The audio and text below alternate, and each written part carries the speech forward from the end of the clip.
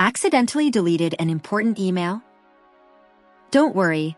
In this video, I'll show you how to recover deleted emails in Gmail quickly and easily.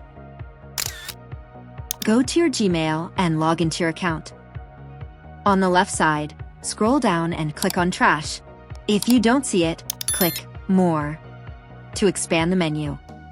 Inside the Trash folder, you'll see all deleted emails.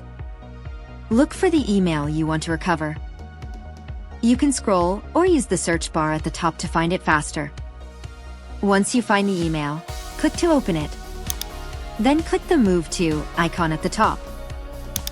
Select Inbox, and your email will be restored instantly. Emails in Trash stay there for only 30 days. After that, they are permanently deleted.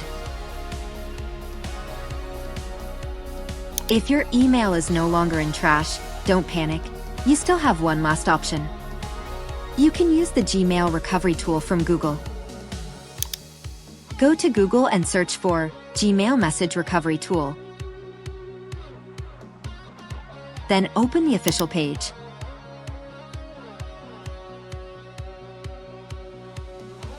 Sign into your account, click Continue, and follow the instructions to submit a recovery request.